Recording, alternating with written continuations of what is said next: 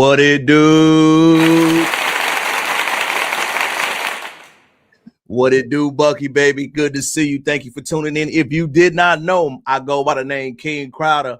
I know you could be anywhere in the world, but you chose to be here with me on a Sunday evening. I want to tell you that I appreciate it. And most importantly, share the live, share the live. Before we go ahead and tap in and go into a heavy topic, let me go ahead and tell you the first thing. Book of the week. You know, I always like to give game. Somebody asked me this week, how do you improve your writing, speaking, and if you wanted to do something sort of like this with your skills? So I'm going to give it to you. A great book that helped me along my journey. I have no writing background. I'm a business guy, love life and learn through different things. Save the Cat. It's actually about screenplays, but what it does, it teaches you how to break down your ideas in real time. Say, for example, you want to pitch something. Say, for example, you want to write something. It helps you start off what's called a log line. A log line is like a thesis when you write. It helps you broaden the idea, explain the idea, and also how to present an elevator pitch, a pitch about money, anything like that in real time. Phenomenal read. I definitely want you to add that to your library if you need for something that's going to enhance your writing, or it's going to enhance your pitching and how most movies are made. Reading this right here, y'all can actually understand it in real time. Save That Cat, a phenomenal read if you want to enhance your writing, your emotional and other skill set that's important to you. Next up, things I wish my parents would have taught us by King Crowder is my latest additional installment that I have out. I'm actually working on cooking up something right now as we speak. I can't wait to come out to you.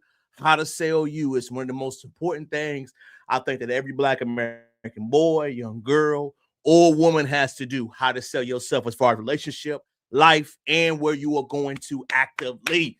Share the live, comment, like, subscribe to the channel. I want to thank y'all for tapping in with me. I really appreciate it. So let's go ahead and get right into it. What's good, dog? Big Philly energy. Shout out to Philly, man. Love y'all, man. This virtual feed is trash. Can't use the StreamYard when you own this feed. Okay, I will. Thank you for the feedback, dog. Thank you for that feedback, and I will. I appreciate you, Brick Baby, for telling me you love it. Thank y'all for telling me that feedback. I really do appreciate that. But let's dive into it, family. FBA held the line. They laughed at us. They called us crazy. They said we begging. They said everything we do will not work. They laughed at how we talk. They laughed at how we speak. They called it Negro music, jungle beats. You know all the titles you heard about back in the day. I want you to keep that all in your mind, in your lexicon, FBA family, moving forward. The reason why this live right here is important, it is when we check the pulse on the culture, we check the receipts, and most importantly, we give an update to those that are not as many tapped in. So if you're new here, like, share, comment.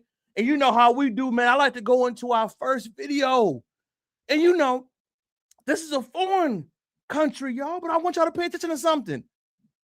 Hold on. Is Japan delineating? Is Japan delineating? Let's check the facts. If you did not know, there has been a new prime minister of the country, and she is standing on business, y'all, for real. If you do not know Japan politics or international politics, I always advise you to check the pulse on what's going on, not only domestically, but internationally. But Japanese prime minister said there's an outrage because she refused to allow a Muslim cemetery to be built. Controversial. But what she said is that we are not a Muslim country. Go back home and bury you there if you want the respect of those proper customs. I want you to think about this. Why is it such a big deal, King Crowder? Because you know a lot of times when Black Americans jump out the fence and start something early and other people call it crazy, I want you to pay attention to how normal it gets in other societies. People had a lot of comments, a lot of issues with this, but I want people to say something. Always laugh, man. We take in. But the thing is, you got to pay attention, y'all. Who started this awakening? No matter how you feel, Japanese is saying right now, y'all, the delineation movement is, again, for us, It's about purifying our culture. What they are staying for is one time is that we have our native customs that we want to infuse. We want to make sure the Japanese culture is respected first. We have tried the migrant thing. We have tried to change and enhance our things. What we have to do is focus on our citizens internally. Our focus, our grievances, our problems, our issues. When people said and don't understand how impactful this is, y'all, Japan got online and said, hey, we don't want that other stuff to enrage us. We have to make a conscious decision to put Japanese politics and feelings first. So I scratched my chin. I got to thinking as I read it, and a lot of people had an issue with it. But you know what a lot of people didn't understand that I currently understood from that lady? She wanted to put her citizens and her people first. She wanted to make sure the Japanese people have the right to burial first. Japanese people have a right to have their citizenship. Japanese people have a right to have the issues they need to focus on right now. They have a birth rate problem. They have a communication problem. They have other issues that need their priority and their focus. And I believe America is slowly going into that same way of mindset. America understands that it has a problem. America has kicked the problem down the street. We have tried to let certain things happen. We have tried to change the tone of what we feel is electable. We have tried to see what else we could have going on. But the one thing I learned immediately, y'all, is that these problems don't go nowhere. And what I always notice is that FBAs are a lot innovative when it comes to bringing subjects up. People will laugh at first. People will talk about how you dress, the grills, the everything that we do, but slowly they copy. Slowly they bite. We call it biting, swagger jacking, whatever you want to know. But what you got to understand is, y'all, people follow the lead of people who lead and do innovative things. Why is this important, King Crowder? Why are you bringing this up? Because we lead the world in so many categories people don't understand. We lead in how we go about it. We lead in what we think it needs to happen. And we also lead on what we respect and what we want to come back towards us. We're also leading about what we feel is new and what's innovative. And if you haven't been keeping up with the court news and other information that's going on right now, there has been something very interesting if you haven't been going on. If you haven't been keeping up with politics, there has been discussion this week about the 13th and 14th Amendments. The 13th Amendment was about abolishing slavery. Formerly enslaved in this country were held captive against their will when they earned their right post-Civil War to get their freedom. The 14th Amendment came up because Dred Scott court decision said that a formerly enslaved freedman does not have the right in this country. This week, there has been a heavy discourse on what the 14th Amendment actually stands for. Does it stand for all immigrants to come over here and have children and their children are automatically U.S. citizens? Or do you have to go through the proper paperwork, proper understanding to be assimilated to this country? One thing that I thought that was very interesting this week was, you know, there are certain people, your enemy of my enemy is my friend. Y'all know them quotes, right? But if you do not know who this lady is, her name is Ann Coulter, and she says something very interesting. I want y'all to tap into me, family, and pay attention. General Sauer finished his very brief argument, came from the generally silent Justice Clarence Thomas. And what did he ask about? Dred Scott. How does this relate to Dred Scott? Because that's the point. The 14th Amendment, and it really annoys me that they applied it to a Chinese guy when they should have just said, your property has been taken. You're being deprived of life. Well, you're being deprived of liberty and property without due process, just being excluded after running a business and owning all this property. And that was going for Dred Scott being a freed man when he was held captive illegally during that time, and the Supreme Court of that nation going against that law. That is why the 14th Amendment had to come about, what she is speaking of, given whole context. Property back in San Francisco.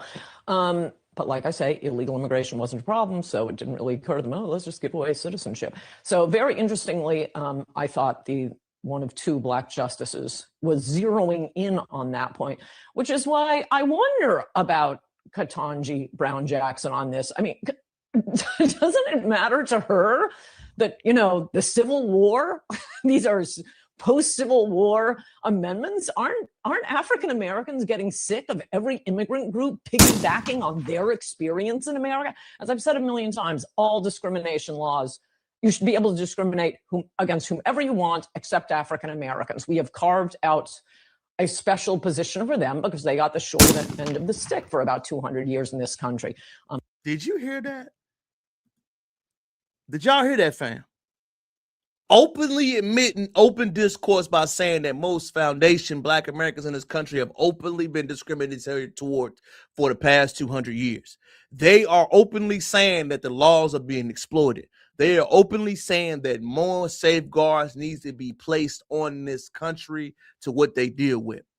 Now, I think the most important thing is to really touch base on something else she mentioned about Ketanji Brown. You remember when she first became a Supreme Court justice, which she rightfully deserved that position, right?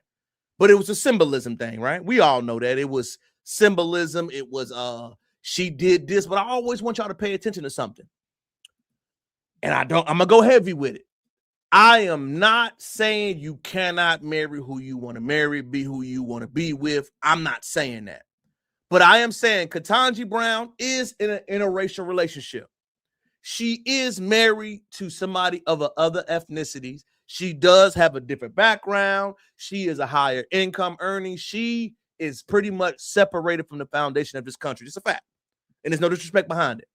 But when she has this discourse with John Sawyer, I want y'all to hear and tune into it. Position in this case, and it boils down to... That's Ketanji speaking. Requiring us to do at least these two things. One is believe that the framers were not importing the common law rule and understanding of birthright citizenship. And the second is to believe that what they were doing was departing from that common law rule in the way that you suggest. That is, they were seeking to have this turn on domicile. I guess what's funny to me is that we're not putting into the proper context the time of that day. There was not an immigration influx going on. You are using a terminology in times of the things that are happening right now and using that same mindset on what the current issue is. I want y'all to understand something. Attorneys, legal aides interpret the law. Legislators and our politicians create the law. So whenever you hear attorneys, judges, and other people like that, they break down and decode how the law is enforced, how the law is infused, who the law is supposed to be meant to, and how they affect each other. So whenever you hear these academic discourse and legal discourse happening, I want you to have that legal frame of mind to understand what's happening in real time. Hopefully that clarifies some things. I think you have a number of hurdles to accomplish those two things. One of which I think is that when we look at this court's case law, and no one I think has mentioned Schooner's Exchange, but it appears that that was an 1812 case in which it seems as though the court had already accepted at the time of the ratification of the 14th Amendment that the allegiance that you were talking about was the English common law rule. That, in other words, allegiance meant that you are covered by the laws of the jurisdiction. That the formerly enslaved were covered by the laws because they were already ratified citizens. There was already an understanding about who the law was meant for, about who the law was meant to enforce, and also who the laws are meant to be affected by. When the previous lady made that video in response to why many people are abusing our civil rights claiming laws in this country, what she is speaking about is that how none of the laws in this country are dedicated for the foundation. What she's saying is that other people are using the civil rights claim that we fought for, using the law to benefit them without lineage-based conversation. Why is this so important? When people mention why is the FBA such a big movement, because the disrespect has been so strong. FBA has to hold the line. We have to have the culture of accountability. We have to have the serious tone because right now we are seeing the disrespect so strong. You have public officials doing it. You have legal aides doing it. You have people from other backgrounds doing it. And it has to be stopped right now. So the reason why this discourse is so strong, the movement is so heavy, is because of Exhibit A. Let's be honest. We know what the 13th and 14th Amendments were meant for, the foundation. And it's okay to say that. It's not disrespectful. It's not disingenuous. And it's not meant to be hurtful. But if FBAs cannot benefit from something that their families died, sweated, fought, and meant to lead with, who else can do it? And it's not disrespectful to say that. The truth has no feelings attached. The truth has no opinion to it. It's just what it is. And it's shocking to me that you have people that are on there supposed to go about those discussions, man, and talk about this in real time and don't, man. Shout out to all y'all, man. Shout out to all y'all, man, tapping in with me, man. I mean, appreciate that. Share the live, share the live, share the live. Next up, man, I don't know if y'all noticed, man, this reparation, this delineation thing has gotten everybody with a new mentality. There's been a video going out this week, and I'm going to play it. It is about an African chief. I'm trying to look for the country he was in. And he was speaking. He was apologizing. I want to hear y'all talk about it. Says is, and if you're living in... Pull it back up. I'm sorry, y'all. I wish at this point to particularly to apologize deeply on behalf of the chiefs and people of Gold Coast and Ghana for the atrocities, the cruelty, the inhuman treatment that were committed 400 years ago by my ancestors during the Atlantic slave trade, where over 400 years ago, millions of our brothers and sisters were captured, sold, and transported under inhumane and cruel circumstances through Elmina Castle across to the Caribbeans and to the New World. On behalf of the chiefs and people of Ghana, I do render unqualified apology, deep from the bottom of our hearts. I wish at this point to... I want to say something. Apology. We heard you and it's accepted, right? Now, to get it right, let my people flood.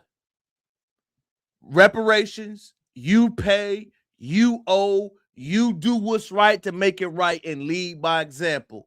We heard you apologizing, Chief, African Chief, for the people that happened, and we heard it. It was admirable. We respect it. We heard you. We appreciate it. But until it is rectified, remember, you have restitution that goes with the crime. You have to figure out how to make that person whole again. It's one thing to say, yo, I'm sorry, my bad, it would happen. I hear you. It's respected, it's understood, and it's accepted. But on the other end, I cannot do you and disrespect you and think just because I said I'm sorry that it's going to be right. Shout out to D, baby, for teaching me that. If you do something to disrespect somebody else, you got to figure out how to way to bridge that gap. You got to listen to that person and see what they need on how to bridge it. An apology won't be good enough. I'm sorry with lip service won't be good enough. You may have to go further. You may have to pay more. You may have to reconcile even more. You may have to own up to every single point. Not one blanket apology. You may have to go deep in that thing. You may have to hold your people accountable. You may have to stand up and put those ramifications that you were seeking from the UN on yourself. The way that Israel treats their people, we want that same treatments. Free flights to Ghana. free support and mental health services. You lead the way with it. If you lead the way and rectify your wrongs to the people that you aggrieve, that came out your mouth and leading by example, then it will be made right. But just giving lip service, just by saying my bad, just acting like we gonna say apology and everything is gonna be kumbaya, hell to the no. We need more than that. 400 years of captivity is not washed away with I'm sorry. It's not. We need reconciliation. We need restoration. We need economic justice. We need more than just the lip service, man. And like we have seen, one person says, I'm sorry. And then another damn prime minister from Ghana gets on a TV and says, what? I'm bringing y'all this because I like to give y'all full circle, man. You say, I'm sorry, chief, but then your man get on live TV and say this? We for real? When he says those who benefited, that's an European conception of harm. What did he start off that sentence by saying? Your chief just admitted that you was wrong. Now you going back saying you don't know who benefited? Man, I don't want to hear that. My brother going live. Man, F that apology. Where's our money? Miss you with those words. Cut the check. Facts, man. Facts. No one can keep all that check cut it. Israel gets that because America pays for it. Hey, they got the money young. Figure it out, man. Figure it. I'm indigenous, man. African talk, African blood. That's hey, we're not disagreeing with that, fam. But I'm saying if you disrespect somebody, the first step you need to do is benefit on both sides. Forget the one side of the argument. I'm on solid ground. Keep living the legacy. We don't care about no apology. That's Fendi fact. I'm not pushing back on y'all. I am not, but I want y'all to keep tapping in and listen. It's individualistic. So even though slavery was, slaves were exploited for the benefit of the state, even in America today, to be able to establish, that you to benefit from any arrangement that compensates you as a descendant of a slave, they must trace the root because it's individualistic. We Africans, it doesn't work like that here. It doesn't work like that. He said that's individualistic to pay the people that were benefiting agree from the. See, this is that bullshit we be talking about. Excuse my language, y'all, if you got kids listening. This is what I be talking about. One end, your chief got on there and spoke some raw. He spoke some rah-rah. He spoke truth to power. The chief spoke on how it was wrong. And then your prime minister said, no, man, y'all can't just benefit. You got to share that thing. We got to bust it down. We got to bust down the reparations. We got to bust down that check. It can't be for just you. I know we did wrong, but it can't work like that. That money on that you about to get, man, split it with us. We can make it right. Which one you touch on? Oh, that's how we work. That's how Africans. That's So it should be continent-wide. And why don't y'all work by paying it back? That was disrespectful too. That's how you work. I heard that. I'm listening. Then why is it the disrespectful how you work the same way? Why is it the benefits only that way? Why is it the disrespect that way too? What do I mean by that? You disrespected me. You hurt my family. You hurt my legacy. And you are saying when the money in the establishment has to come out, the African way is to work as a unit to repair it. Then why isn't the African way work as a unit to repair the harm you did to others, man? This is what made people not want to listen to y'all. White. Or nationwide. No, it's continent. Continent-wide. That's why. But he says. That's why for the first time, 56 African nations agreed. Were united in their belief that this is the way. But Manasseh says target the Caribbean, target the black. This is a former African prime minister talking, y'all. He's saying the whole entire continent has agreed. Not that the people that were sold into something who were disrespected and ripped apart and had an ethnogenesis in the United States of America will agree. He's saying the African continent as a whole needs to get that check first.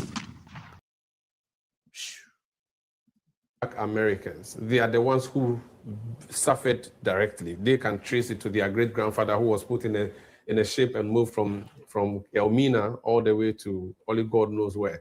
But not you, Inusa Fuseni, who is in Ghana, who was not affected in any way from Tamale. Those of our ancestors who could confer benefit on us, who were traded, who were moved to the United States, constituted a loss to us. What he just said was, nigga, I don't care. I need my check. I don't care what happened to y'all. I gotta get paid too. Can you believe he just said that on national TV? The brother with the other hat on tried to give a humble approach by saying, man, they will agree first. Now, the former foreign prime minister said, look, F all that. I hear you, bro, but Africans were here and we need to get papered up too. Why am I showing you this video? Because on the first video, you had a chief that was speaking genuine about what needed to be done as far as the apologetic point of view. But then you have people in Ghana's leadership who is a former prime minister, which is equivalent to a president, talking like this. And then you wonder why the FBAs are holding the line. Why the delineation movement is so strong. I'm showing you chance after chance after video after video, and I'm giving you context. I'm not saying what's coming out of my mouth. I want to show you open invoices. And the invoices are telling you in real time how somebody feels. And when people show you how they feel, y'all believe them. What does this video matter so much, King Carter? Why are you showing me this? I'm showing you this because, man, as much progress as they say we made, y'all, we haven't. As much as they try to say the love and the effort and the growth and the things that we have in this country that we are doing, it has not happened. They lying to you. They are saying what is going to happen, and we are not unified. They lying and say we invested, we believe in you. No, they don't, man. They are invested in lining their pockets. And it's not just in the continent. No, it's not just there. It's going on with these UK Brits too, man. I saw this brother this week, man. Like y'all, I like to bring y'all information on how much the disrespect is abroad coming from other ethnicities. It is hard to listen, man. But you know why it's hard to listen, PR 9097? It's because we got to learn. I know. I'm not saying it's comfortable. I'm not saying it's good, but I'm saying we are family. And good, bad, or indifferent, we got to talk about the money that's due. We got to talk about who's stealing. We got to talk about who locked up. We got to have those conversations to know what's going on. I don't want you to ever fall for that blend on the pail pipe. I don't want you to ever fall for that point where you think everything is good and they really feeling like this behind your back. So I do agree with you, brother. It is hard to listen to. But the most important thing to me, y'all, is I'm worried about is that you know what these people feel like. That when you hear that type of conversation about why are Black Americans hostile, why do Black Americans have this type of energy, blah, blah, blah. I'm not just telling you something to tell you. I'm telling you something because I'm seeing it with my own two eyes. And remember, I'll show you another video on why the disrespect is so far. Pay attention. I have argued elsewhere that even though when we talk about reparations, and Donald Trump may not think reparations has anything to do with him, or that it is Africans asking for reparations, he himself, is, in my view, is a champion for reparations. In which sense? Well, in the sense you'll understand very well if it's explained to you. You know that Donald Trump has been arguing with his European counterparts that they don't contribute to NATO, as America has had to do. America has had to bear the brunt of the protection of Germany, and the protection of Japan, even though it's Americans who imposed that on them after the Second World War. And so that they can have armies and strength to become dangerous countries. But when it came to the recent tariff wars that Donald Trump, in his second round of presidency, imposed, you know, the tariffs, 100% here, 50% there, 70%, 200%. Even 15% for Africa. Even what did he claim he was doing in the tariffs? Protecting the trade. Protecting America's trade interests. He felt that the Chinese and even Africans are taking advantage of whatever U.S. trade weaknesses are. So the tariffs for Donald Trump are a form of reparations. Did you hear that? The tariffs that Trump put on Africans is a form of reparation. Not that we gonna pay you. That the tariffs put on you by the United States are the reparations you gonna get from us. You heard that from a public official right now in that country. King Crowder was taken out of context. Hell no, it wouldn't. It was the truth. And if you don't believe me, man, if you don't believe me, the division is so strong. Let us settle in, family. Nigerian Americans pushed to revive a caucus in Congress. Delineation is real. It's not just on our end. You hear it from abroad and you see it with your own two eyes. Do not let it be fooled. Hold the line. Stand on business. Check the posts. Update your volume. Violate that like button, fella. I appreciate you, man. But seriously, y'all, think about this. Has anybody ever told you this? They're pushing for a separate caucus outside of the Black and NAACP. I thought we was all Black. I thought we was all family. I thought we was all brothers. That's what they tell you. But you know what I judge people by, y'all? Women hear more through their ears, which we love our ladies here. Shout out to the ladies. Men, I judge you by my eyes. I watch what you say. I watch what you do. I watch what you vote for. I watch who you support. I'm watching right now that you are pushing to have your own version of a caucus to speak for Nigerian American issues. Don't tell me you Black first, because you're not. And that's okay. It's okay to know that's where you rely. That's okay to hear where you stand. I'm not saying that's a bad thing. But when the line is held by the FBAs, I don't want to hear no more divisive talk. I don't want to hear no more discriminatory talk. I don't want to hear no more disrespectful talk. No, sir. Addressing you is not disrespectful. Holding you accountable is not disrespectful. When people think that you should address what they did as disrespectful, they playing in your face. Do not ever let nobody play in your face, because when they play in their face, that's a subtle sign of disrespect. And remember, disrespect can be dangerous, ladies and gentlemen. Look at the political votes. Look at the political agenda. Look at the foreign leaders. When you say something to me, people say, oh, man, you taking that too. No, sir. Everything should be taken seriously. Everything should be taken with harmony. Everything should be taken personal. Everything, y'all. Do not let that be sold to you like it's not big of a deal. Do not let you be sold that it's not serious. Because again, if it wasn't serious, why are Nigerian Americans pushing to revive a caucus in Congress? That is a form of a move that means you will get benefits. So that means that Black umbrella, like we have been doing, is on the right path. And as we said in today's live, as we started off early, y'all, we holding the line, family. We got to hold the line because immigrants all over on code. And I ain't mad at them, but they on code with what they say.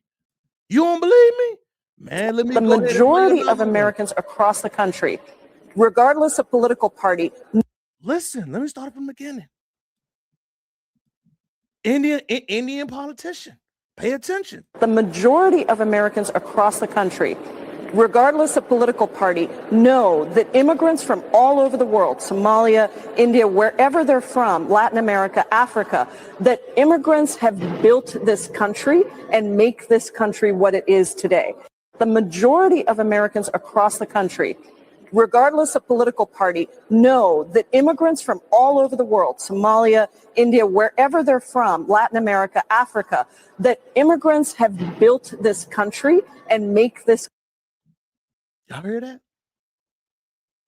Not my grandparents, not your grandparents, not the people that were forced, held captively, enslaved, not the one that were forced to build the White House, not the one that had to start an infrastructure in D.C., not the ones that had to work in Monroe, North Carolina, outside the line to create I-95, I-45, I-75, I-5 highway system in this country. Not them.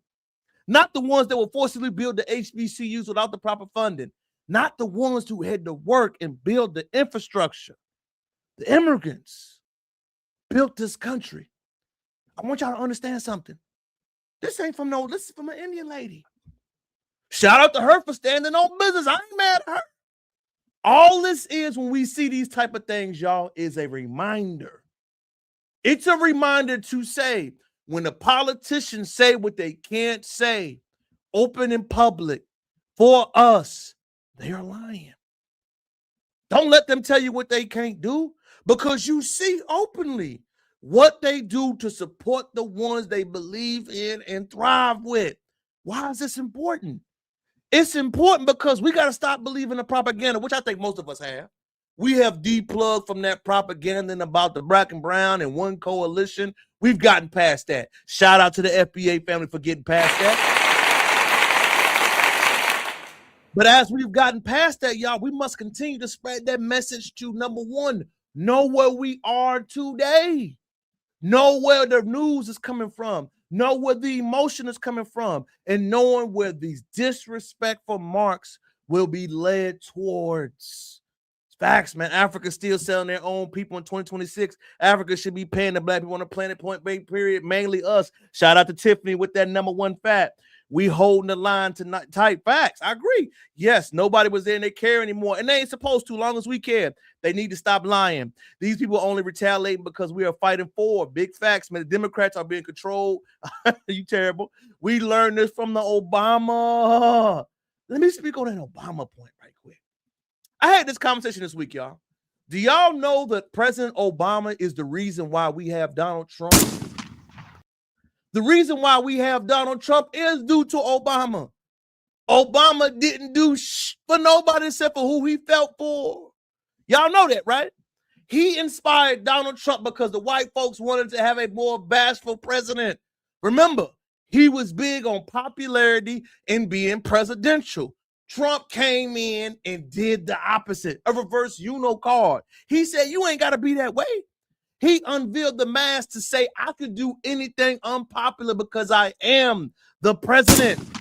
And to show you what he did to me, to let me know that everything Obama said was a lie. We saw people attack the White House on January 6th, right? We saw that. And you know what Trump did day one in the office? Trump said, free the guys. Trump got in office and said, free the people that roll with me. To me, that was a watershed, eye-opening moment. It let me know that if Obama wanted to do anything he wanted to, he could have. And it's okay. It is nothing wrong with taking the L. We took the L then, but we learned. We learned because Kamala didn't get that benefit of the doubt. We learned because moving forward, no other person can play on our feelings anymore. You can't say what you can't do. You can't say I can't do it because it's unpopular. Trump freed the guys. Trump had the hat on. He said, free the people that roll for me, and they got free. Love it, like it, or hate it. He showed that the president does have the power to usurp, to make things happen in real time. It doesn't have to be popular. It doesn't have to be endorsed. I'm going to tweet it. I'm executive order it. Whatever I feel like I want to ride for my constituents, I will ride for my constituents. And this is not an endorsement, y'all. This is a reality check. Let's lay it on the pavement. Let's be for real about it. If I wanted to support you, I'm going to. If the reality is I wanted to help my family out with something, I'm going to. Nothing else can stop me from supporting and loving on you but me. Remember that. That's what people, that's what personal, that's what politicians, that's what family, and that's what loved ones. That was the reality and watershed moment we've had the past 10 years under these political associations. Stand on business, he did. Oh, I'm telling you, man, as we sit by, hey, I'm waiting on you to tap in, baby. See, this gentleman right here, y'all, man, right here, been ducking, dodging, running, talking crazy. And I always let people know this. I love you, man. But when you talk, you got to stand on business and on code with what you're talking about. The discourse is always open. I never run from anything. That's a big fact. That's a big fact. He was. No more symbolism, no more anything, man. Let's get into it for our next subject, man. Love y'all, man. Love y'all with the energy tonight. Let's keep going. And remember, like I told you earlier, disrespect is not subtle. When people feel a way in different countries, in different places, I want y'all to understand, this is not just something that is meant to happen. It is something that's going to be happen that many people reveal in one time. I watch when you say words when you're angry. I watch when you say something when you're passionate. Remember, children, drunk people, and people that dislike you speak the truth. And this brother right here has a deep hate and a deep passion. I want you to pay attention to it. There is no such thing as American slavery. Britain. Did y'all hear that? Let me replay it before I let it keep cooking.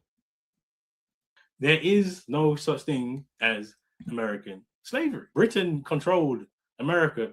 What? The American Revolutionary War, brother. What are you talking about? You start off spewing from another country, worrying about American politics. Remember, y'all, the hate be deep. The feelings be for real. When somebody has a feeling or animosity towards you, it comes out, man. And this intellectual from the UK is speaking on American politics, doesn't even have the history right. But let's let him keep going. For the slave trade in America for 150 years before independence. There was slavery in America, 150 years of translated slavery in America before America was even a country. Even after America is then a country, the corporations, the companies who have the ties in slavery, the boats who are bringing in mostly British. Y'all hear this brother right here? He is spewing historical inaccuracies. To say, with a camera to your face, to say American history did not happen, that the British, the UK, who had a dealing, we're not ignoring that, but they are the only culprit, not the American United States government action in it. You sound foolish, brother. Boats, the connections, people will move from the Caribbean to the catch the deflection, catch the pivot. America's back and forth, that internal slave trade. The idea there is an American slave system is just not. It's not true. There was slavery in America. There was slavery in the Caribbean. There was slavery. What are you? Slavery in Latin America, etc. They worked in different ways and different. Yeah, they had their internal mechanisms, but they're not separate things. It's the same bloody things. The same people taking the same. Hold the line, FBA family. Hold the line. Remember what I told you earlier. When people from other places openly say disrespectful things, I do not want you to take that lightly. I want you to pay attention. I want you to watch. I want you to observe. And I want you to take in, number one, who is this guy? Number two, why are you speaking about something that has already historically been aligned accurately? Number three, what are you doing about the UK racism? Why do they all speak on American politics? Because the FBA family ride. The foundation stands on business, man. People over here will respond and have an assertion against dishonest and disrespectful things. You know what I'm saying? The idea you could separate this and that is nonsense. No, you are speaking nonsense, sir. How can you speak about separate when they were different countries, different customs? Remember how far they were away? We're talking about the 16th century, 17th century. Could you imagine how much far away 500 miles would be without the proper modern transportation? What are you talking about? Yes, that was far. Yes, they were completely separate. It was a reason why going to the Caribbean islands and having that type of buck breaking happening down there was more egregious. You don't even know what you're talking about, bro. Before you speak on our issues, I want you to have that same energy with those white folks in the UK. I want you to stand on business. I want you to speak on what happened to our great legends, Michael B. Jordan and them over there. I want you to speak on how the disrespectful microaggressions that happened in the UK happened. I want you to call out all the actors in your era who didn't say shh when they was getting disrespected over there. I want you to have that same energy. I want to see enthusiasm. I want to see that effort. I want to see that energy. I want to see that. Because what I always see is y'all speaking on claims that we got going on. But you never handle your business like you're supposed to do what you got going on. That's why the foundation is different. You know why? A lot of the times when we speak about Jim Crow, we don't speak in terms of how Jim Crow helped us. Follow me, fam. I know. Jim Crow, Miss King, what are you talking about? Follow me. Jim Crow helped Black American because it taught us nobody's coming to help you. You got to help yourself. Nobody is coming to save you. Nobody's going to come and invest in you. No one's going to come and support you. You have to support you. So during that Jim Crow era where radical segregation was happening, where we were being killed, exploited, hung, we had to defend ourselves. We had to create for ourselves. We had to have our separate economy. We had to have everything separate in normal life it took to thrive and succeed. It made us different from a lot of the people, man. That's why when you look at the foundation of this country, the look, the image, the talk, the lingo, the vocal cadence, the spiritual, the mental, the emotional is different. It's not assimilation. It's not copy. It's not swagger jack. It's not get on code with what they got going on. It is be your own person. That is why we sound, we look, we carry ourselves differently. Facts, man. Facts, man, including permit trade, 18th Amendment. Come on, man. He don't know what he's talking about. That is a Brit tether. Facts. He's an idiot. Of course, man. Shout out to my dog for giving that clarification, man. And we ain't forget about you, old dogs. We ain't sick over here, boss. I'm ready for you to tap in. Call this brother out right here, y'all. He been in my comment section all week talking greasy, and he ain't good up here yet. I'm waiting. As we continue to go, y'all, why is this important? We broke down the African standpoint. We broke down the international disrespect, but we have to break down tonight's session on why holding the line has to be a transparency code and way of moving. Because remember, they will laugh at you at first because they don't have the guts to jump out the air and stand on it like we do. The laughing is a form of coping mechanism. And you know what they cope with that is so different compared to other people? I'm going to show you something. This is the ultimate flex I want all Black Americans to have in common.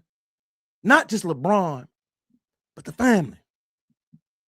Our family, our loved ones, our legacy on how we live with each other, our legacy for how we build and how we establish our families, our code of ethics, our code of understanding, our code of how we build with each other. Black American families are the ultimate goal. We need more of it. We need stronger conversations with it. We need stronger regularity with it. We need to understand that always has to be the focus. And even though they don't say it, y'all, that's constantly what they try to go after. If you check this post right now, LeBron James gets so much hate for being a father that he wanted to be. I'm not saying he's perfect. I'm not saying what he does not do that needs to be fixed or wrong. But what I am saying is that this father that promotes his wife, his sons, and his daughter, who puts them in the best position like most other fathers do, gets so much hate and flaunt for doing what everybody else does. Remember, it's not just because he does it, right? Facts, for sure. They laughed at the reparation not everyone wants it, for sure. But remember, LeBron gets hate, y'all, because he does it unapologetically. He helps his son unapologetically. He uplifts his wife unapologetically. He preserved the soul, the spirit, the understanding unapologetically. And why is that an issue? It's an issue because when they see other brothers doing it, it creates a cycle of accountability. When brothers and sisters are loving each other, when we're focused on the growth and progress that we have with each other, when we focus on expanding our love and our understanding what we have going on, we can really highlight the important things within our community, which are always loving on our FBA sisters for real. Loving on each other the right way, fixing our problems the right way, helping our children, our boys read the right way, fixing things that we have to go through so they can learn how to troubleshoot problems and not respond that will put them in a bad place, figuring out things that will help them. And I have to touch on this because I do believe, let me try to find a good picture of the brother, man. It was a great video this week, y'all. Let me share it with you, man. We all know the Pooh Shiesty situation, right? We all know that. We all know about what he was going on with the artist known as Gucci Man and they label problems and all these other things they got going on. But I want to go from a different angle. I want to go at an angle was that, man, the robbery and all that stuff that happened, y'all, right? You know what nobody's talking about? The families that are going to be affected by it. The FBI that now has to go on code with putting his brother behind bars. His mother, his legacy, his money. Gucci Man probably having to testify. A lot of things hurt not just you, but your other family. The brother's young, man. Probably didn't have the guidance he needed. Probably had a lot of trauma that he had to deal with. Not excusing his actions. But what I'm saying is that problems like this, we can focus on as a family to understand, man, it's a tragedy. Who won? Who won the situation? Pooh didn't win. Gucci didn't win. The feds got another notch in their belt. Somebody's about to get incarcerated. Some contract dispute the colleague could have handled a different way. But this is the problem. We do not have a support system that's set in play that meant things happen. Now, this is street beef, right? I'm not putting the FBA family on the street beef. I understand it's different, right? I understand that. But what I'm speaking about, man, is that our imagery that we see for our young men is always posted like this. Y'all notice that? The negative that we have, our troubled ones that need more love and support, our energy, our people that need it, is always that imagery first. It ain't never brothers doing work in the community, showing the good side of things, showing how they're fixing things now. There ain't a brother like this, man. Shout out to this brother this week, man, a foundational Black American standing on business. Did y'all know there's a new soul food scam going on? Man, New York City got to get it together. New York. Y'all got fake soul food restaurants up in New York City? I need my New York family to tap in with me, man. They really hate Deion Sanders because of that's a fact, though. They do hate Deion Sanders because of that, because he has the father element and he does support his family. Shout out to you for saying that phenomenal point, sister. That was really good. That was really good. But there's a brother right here, y'all, going into the soul food spots to tearing our name. When we having these conversations, that's why I want to talk about stuff like this. What's this? Southern, what's it called? Hempstead, Long Island, New York. Mo Soul Food. Let's get it. What's the history behind Mo? I just want to know the history behind it, if you don't mind me asking. How you doing, man? How's everything good? Yeah, I'm good. The history behind it, like how it started from the South. Like, what's the history behind it? Like, from the South, if you guys came from the South and came over here to New York? The history. No, I said, what's the history behind it? The history. Huh? No, I'm saying because I know when I go, I like to go to different soul food spots, ask the history. This brother's asking a great historical question. What's the history behind you having a soul food restaurant from the South? Where did y'all come from? What's the background of it? He's asking a phenomenal question. Like I said, we got a lot of issues and problems that we need to be discussing about. Have anybody ever heard of this? Cosplaying in soul food restaurants is that bad in New York? Damn. People say, oh, my mom in the South, they came, they cooked this. Like, I went to, yeah. I want to know the solution. Okay. Okay.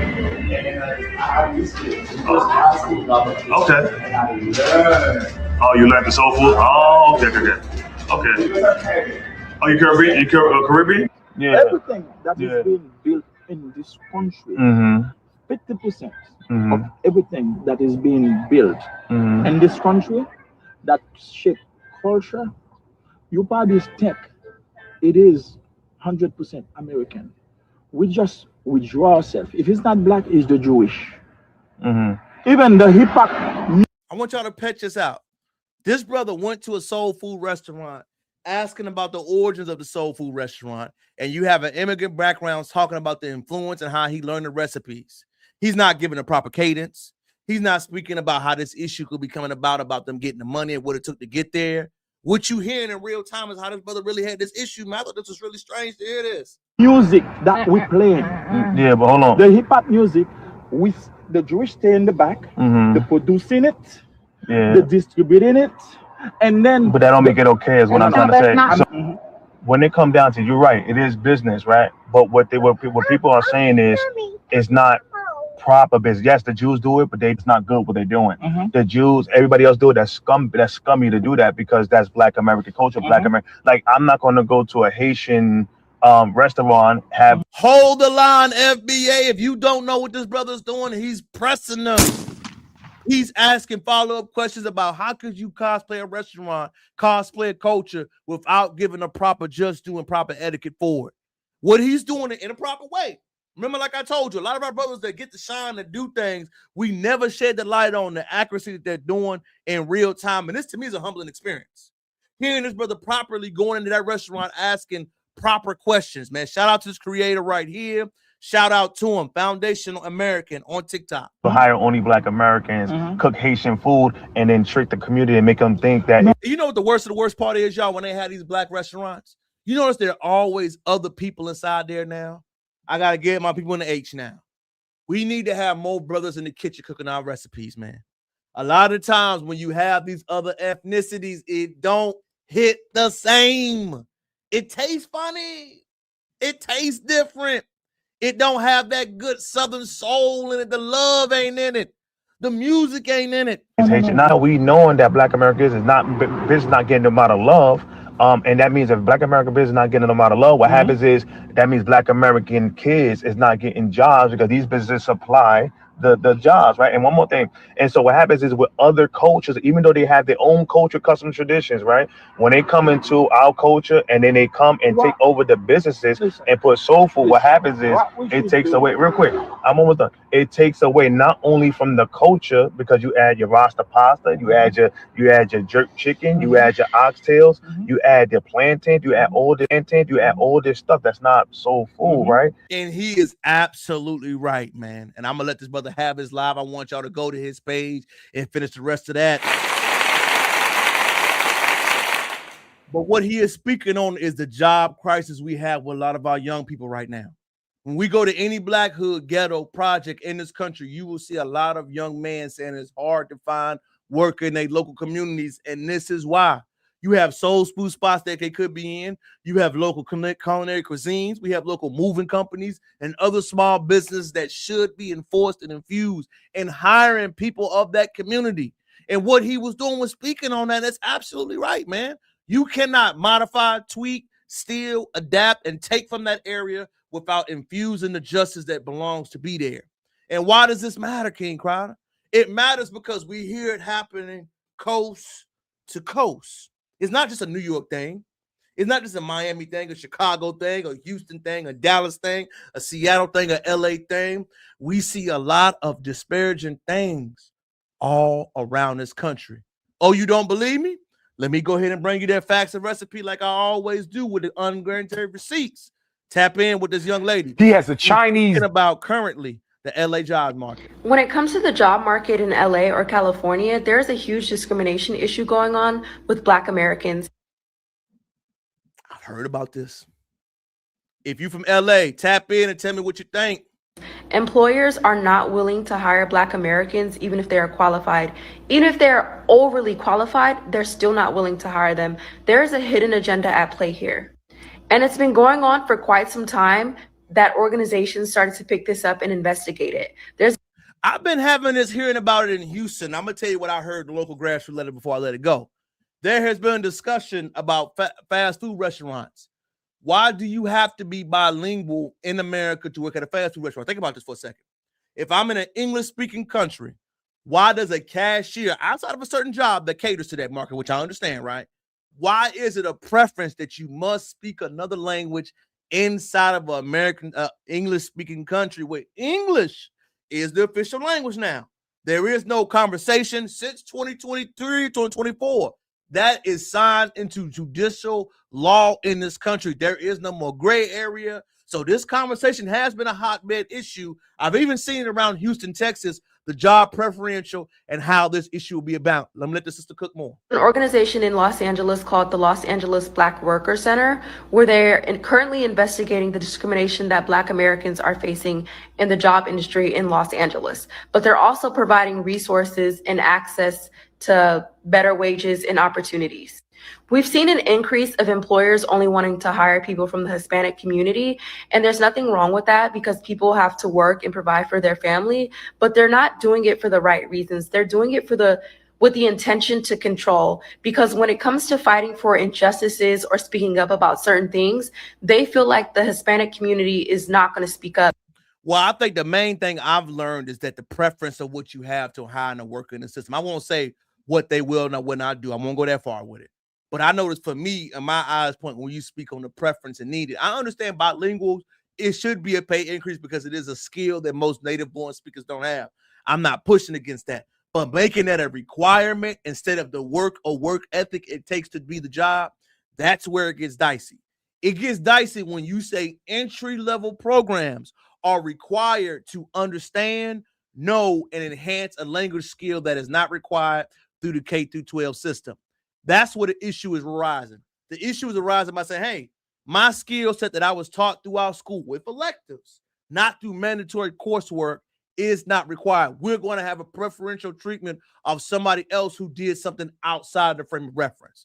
So this is actually a real issue going on right now because there has been a push, and I want you to think about this, y'all, and fast food establishments to say, you have to be this. And when you think about that, barrier entry to enter something, to say it's a requirement to have something else, is discriminatory and it should be illegal.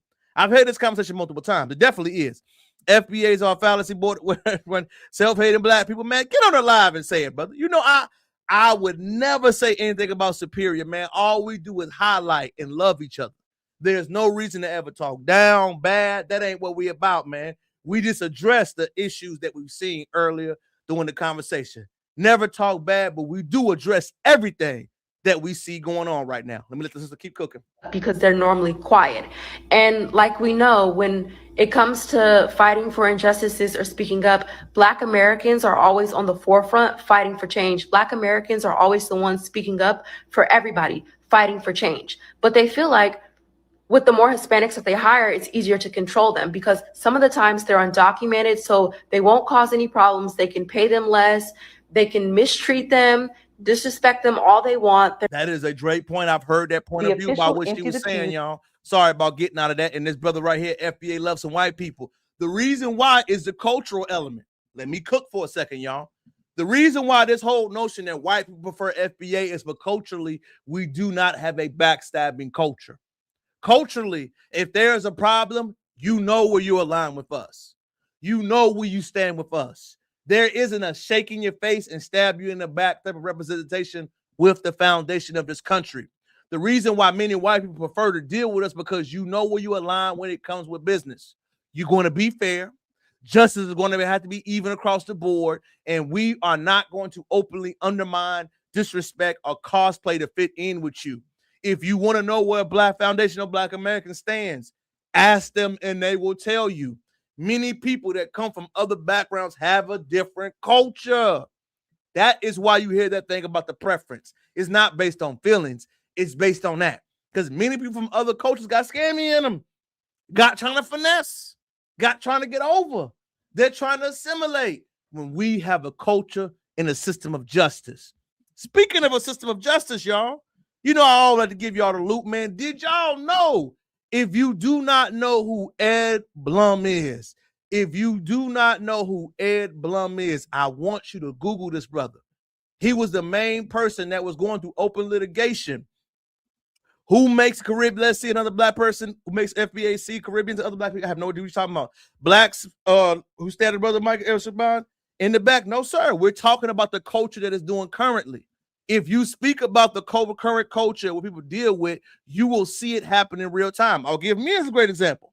As a person that has a Black male group that we deal with brothers all the time, the number one complaint I hear about Black men in real time is the culture of trying to get over on you. The spirit among other ethnicities is I must benefit from you. I must get something from you. I must get something like that. That's the different energy that we're speaking about. Not speaking about the racial exterior as a whole. We're speaking about how it tends to affect throughout the normal human interaction. That's it. So, like I said, brother, I don't diss none. Don't say a culture of what, man. Look, get on the team. He is his tether Batman, y'all. Go on, get the brother, man. Get the brother. Get out of here. He is trolling. Y'all handle that light work while I keep cooking up. Pay attention to Ed Blum. I'm sure that many people. I'm brother Isaiah. I'm sure that many people saw, but the Congressional Black Caucus is being sued by Edward Blum because he claims that their scholarship program that is targeted toward Black Americans is discriminatory. And remember, Ed Blum was the reason why the Asian Americans got rid of the affirmative action.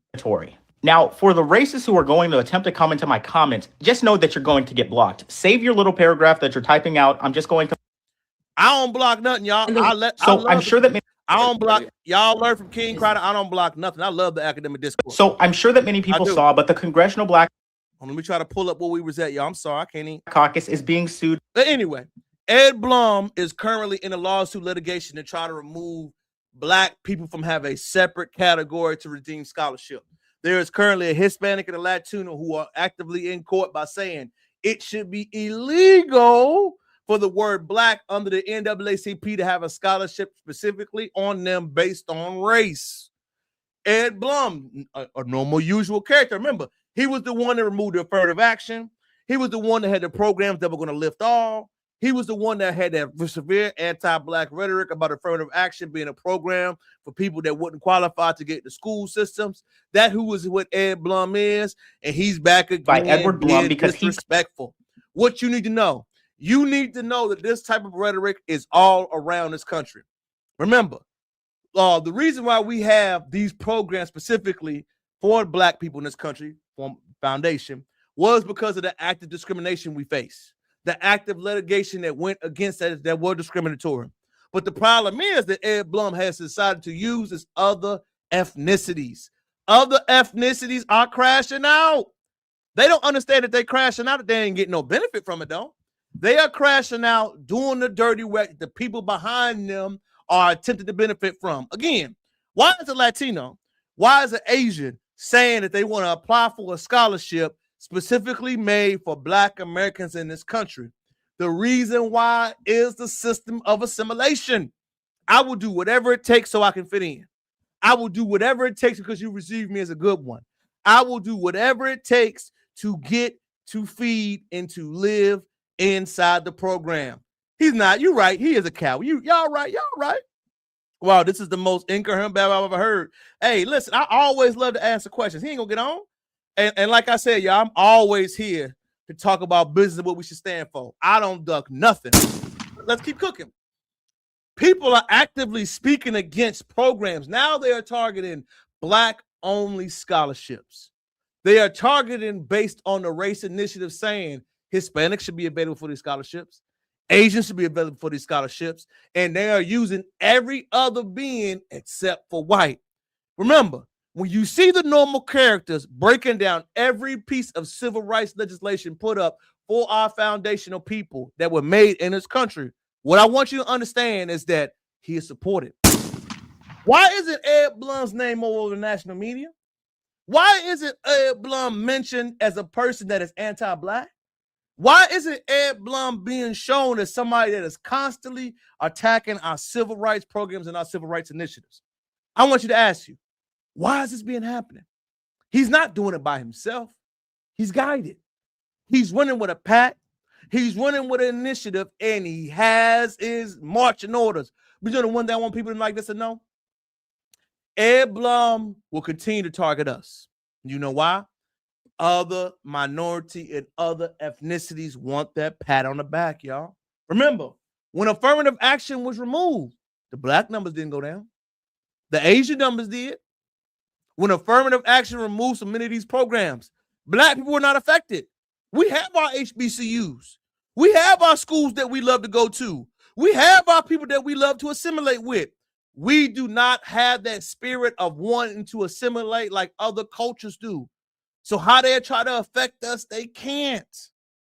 You know, the one thing that was very open about it, to me, nobody spoke about it. Nobody said how that was a wrongdoing. Nobody had the hypocrisy to speak on why it's a big problem.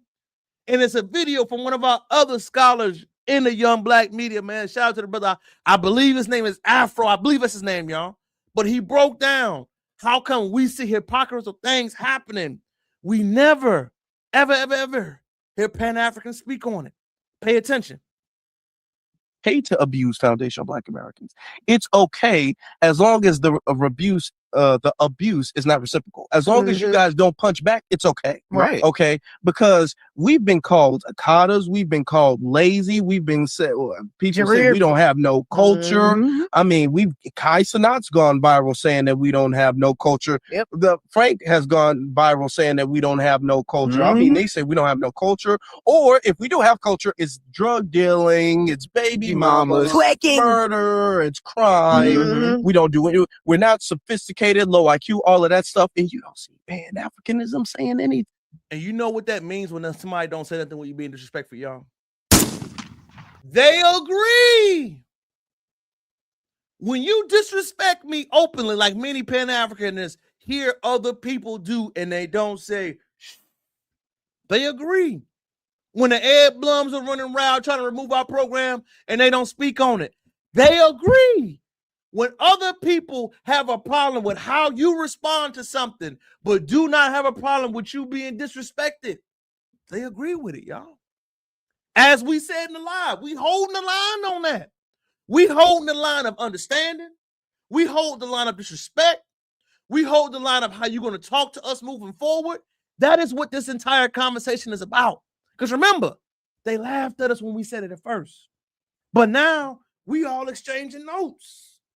And the notes we're being exchanged is, hey, bruh, ain't no more laughing. Ain't no more disrespect. If you going to respond to me, respond to every damn body.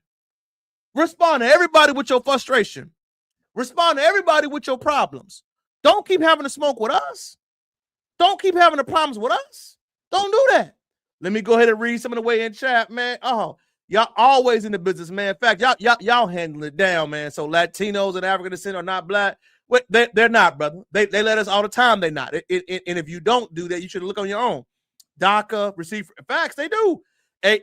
People of color openly. Afro Elite. Okay, shout out to the brother Afro Elite, man. Shout out to him. They all cooking them over there, man. I ain't even got to respond too much.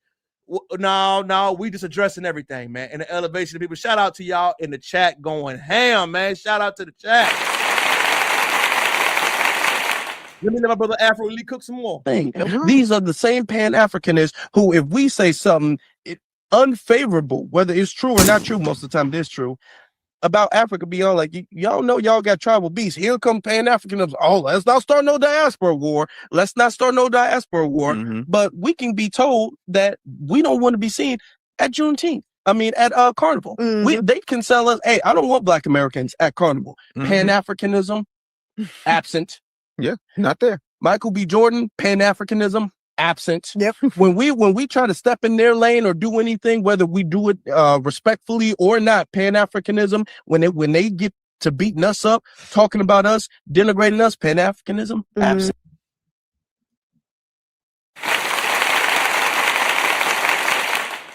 Beautifully said, articulately said. Shout out to the brother Afro Elite. Follow him. Follow For the Culture podcast. That was a phenomenal take. That was a phenomenal breakdown. And most importantly, it was the truth. Truth was disrespect is allowed one way.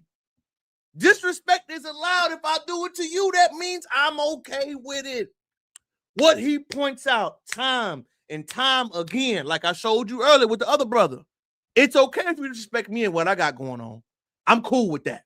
But as long as you don't disrespect me and mine, it's okay what you got going on. I ain't going to speak on it. But as long as you don't disrespect me and what I got going on, I hear y'all complaints. I hear y'all causes. I hear y'all discussion. But what I'm saying is that you need to respect them other guys. Y'all ever had that family member who thought their kids did no wrong? Am I the only one? I'm talking to the crowd, ain't I? Anybody else have a family member who thought they was better than y'all as a family? Who thought they could do no wrong? who only took credit for what they believed they benefited from.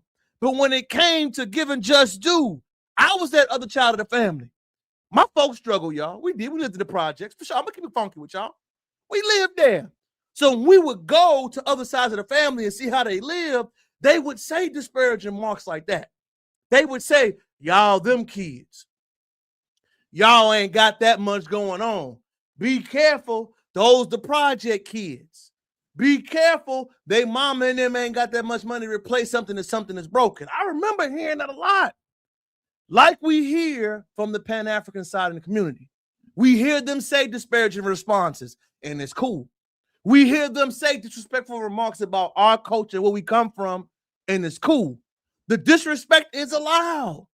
It's openly allowed. It's even embraced as so disrespectful with it. But on the culture, on the FBA side, the problem they have with it, y'all, is that there is no more disrespect that's going to be allowed ever.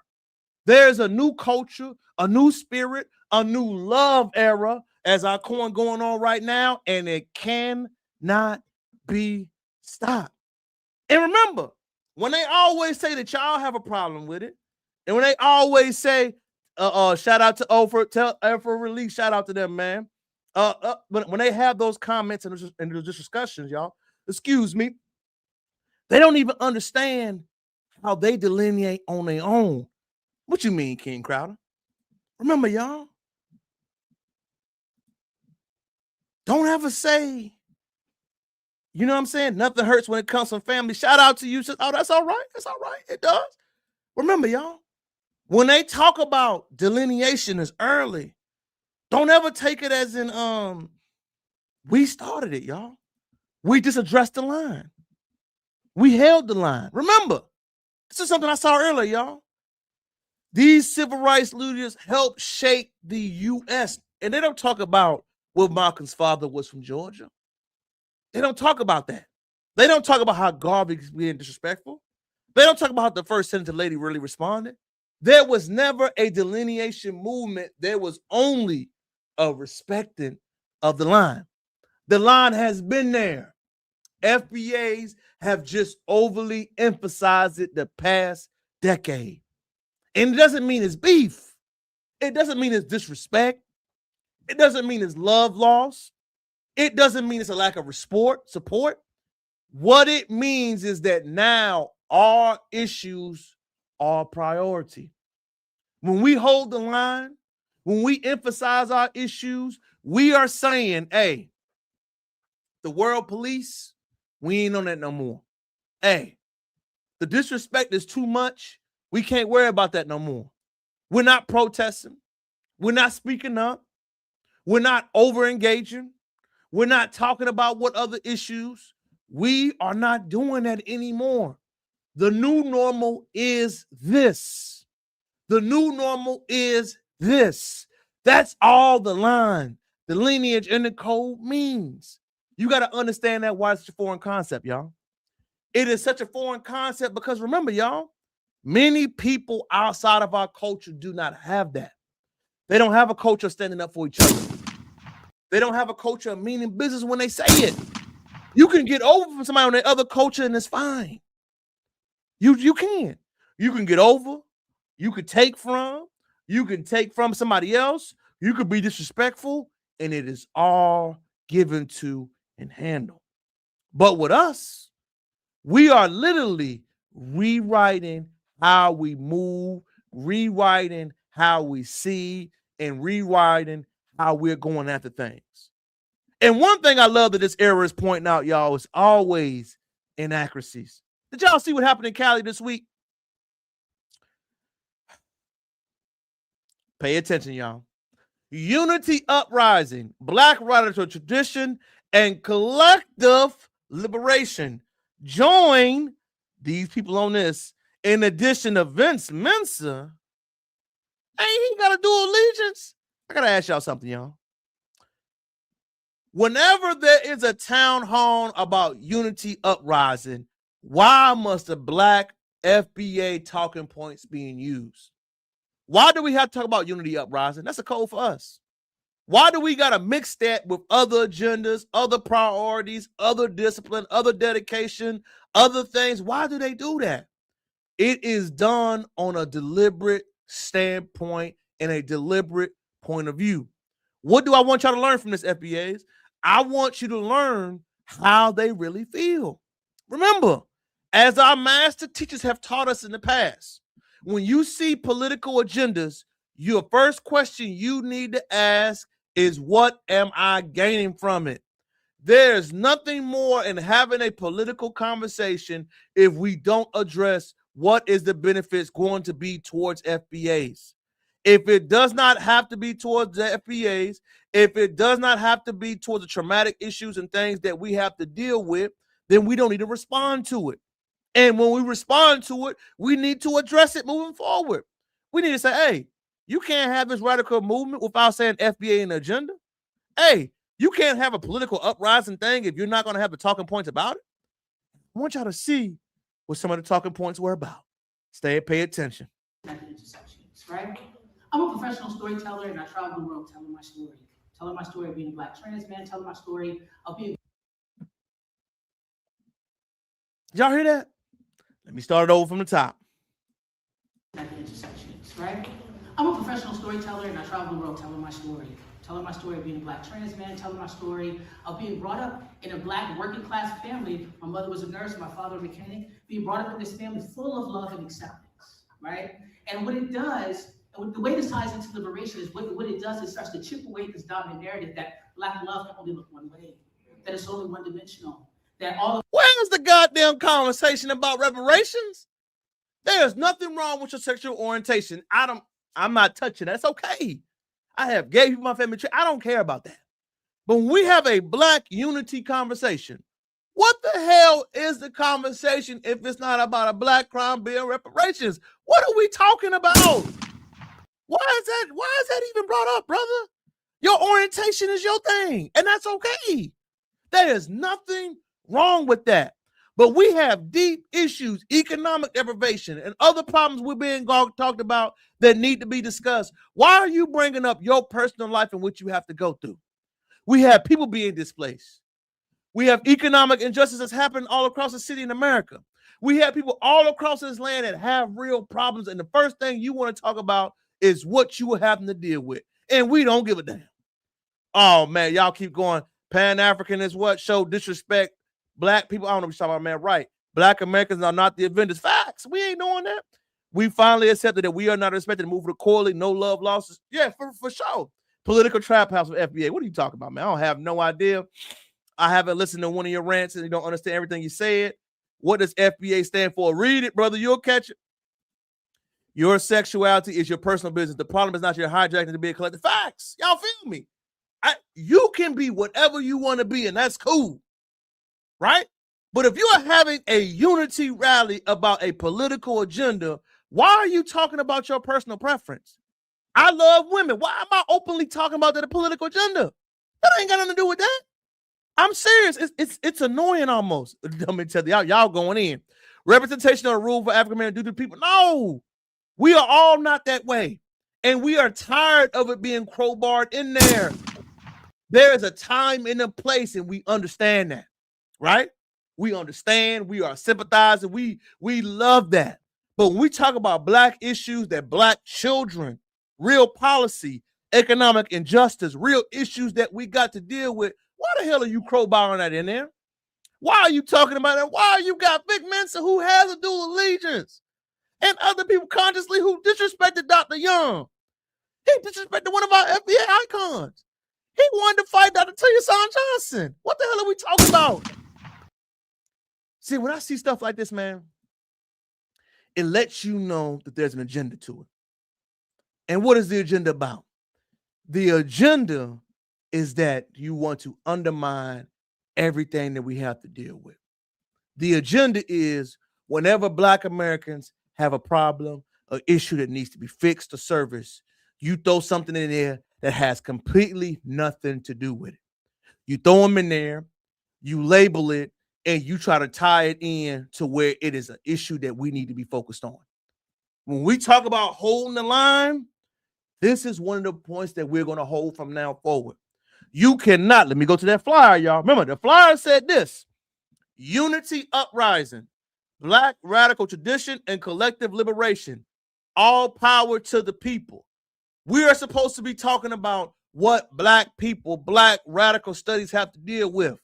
When did we get to that point? I didn't hear anything about the current state of the economy. I didn't hear about Black displacement in Los Angeles, the Black homeless rate, the Black unemployment, the black being displaced because of the job market, everything that we have going on in Los Angeles right now, and this is what you choose to do. It is showing that you are openly hostile to your constituents.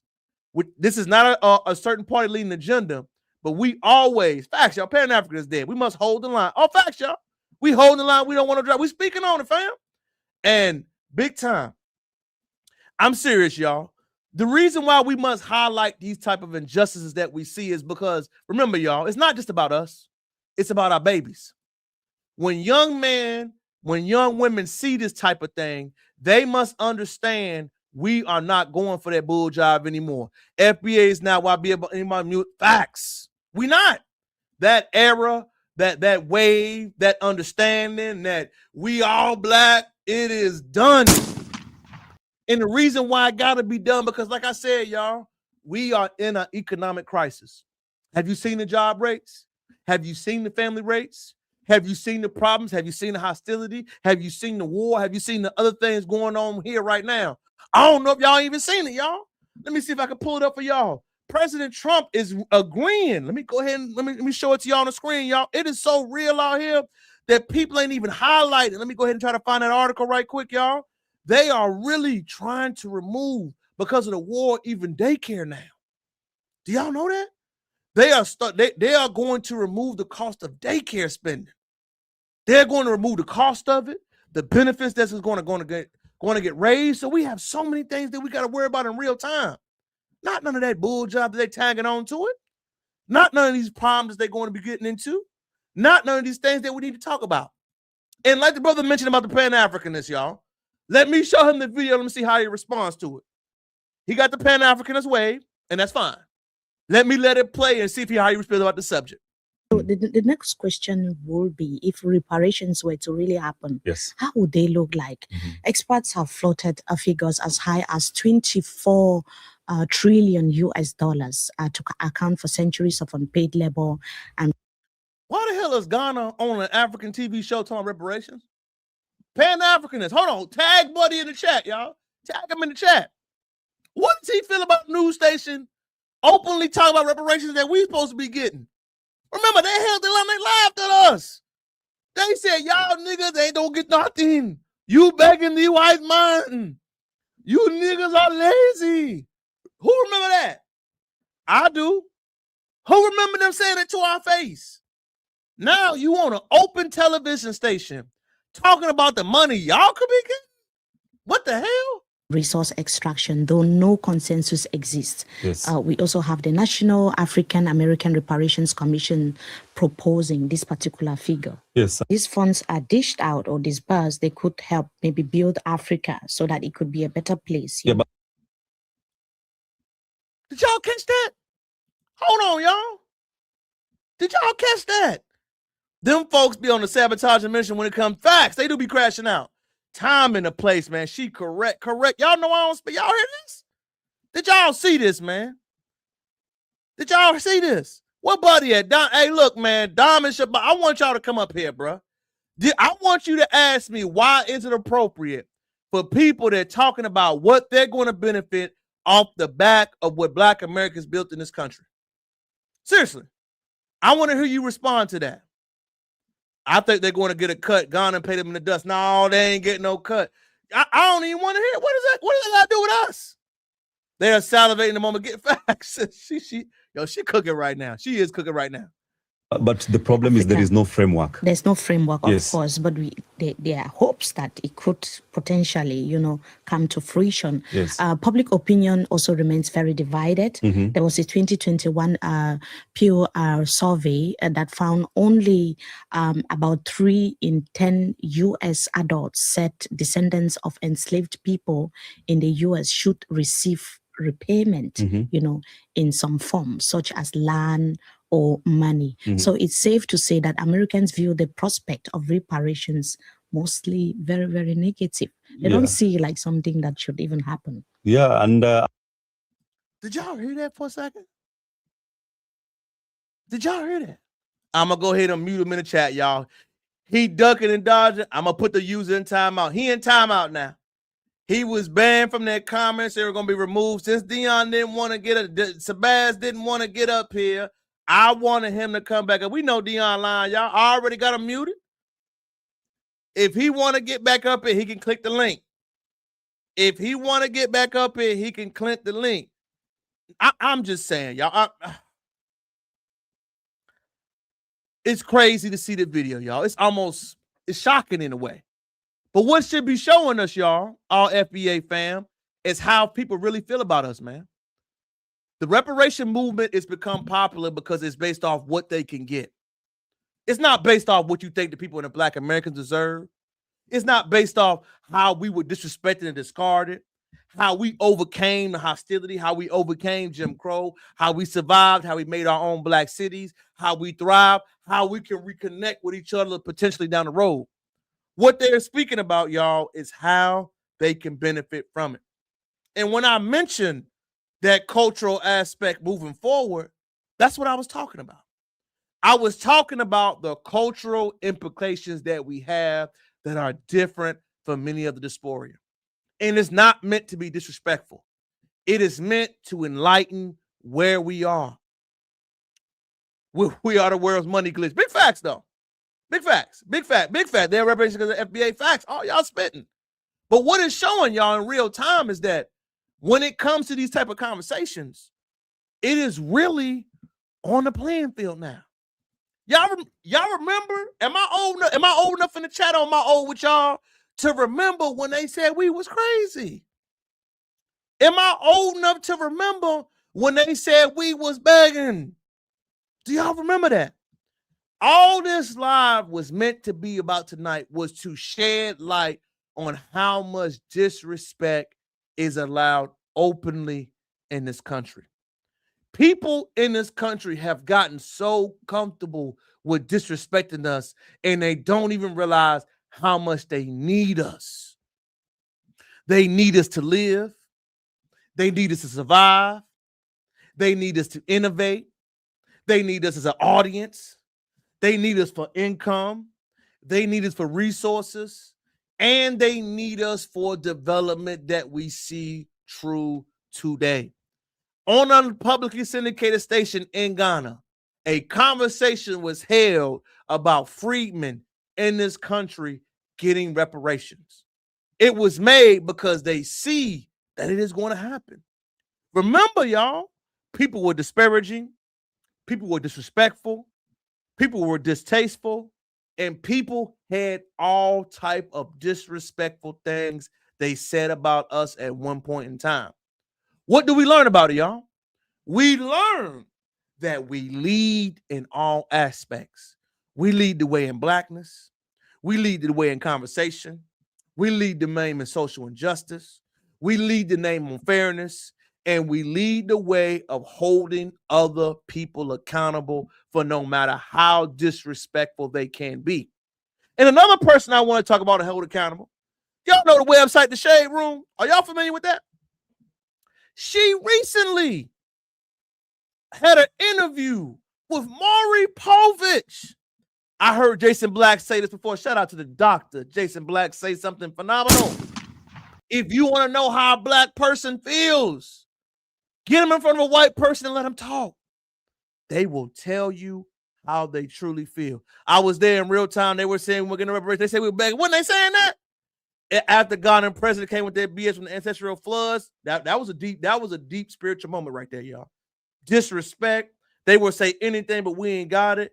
They gave y'all civil rights. Facts. Y'all cooking tonight.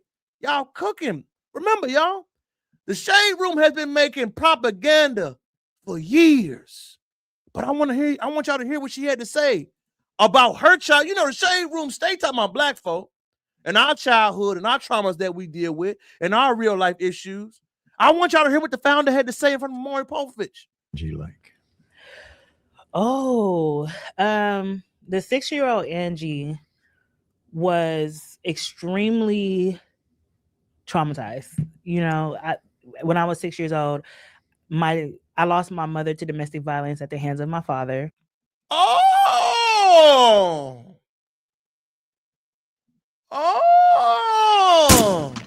Did y'all hear that? The founder of the Shade Room had a Nigerian on Nigerian violence, but you constantly promote violence among Black Americans, making us look bad. When you said, I'm not talking bad about her. What I am showing is that we always see the badness of us being displayed. Shout out to Jason Black again. You want to know how a Black person truly feels, an African person truly feels. Put him in front of a white man. Just listen. While we were all in the home, right? And did you saw your mother? Wow. I wasn't ready for that one. I didn't see her, but I saw the aftermath. You know, normally we would wake up for all of the fights, and I still to this day am so confused about that night because our parents, they would fight it was a war zone in that house.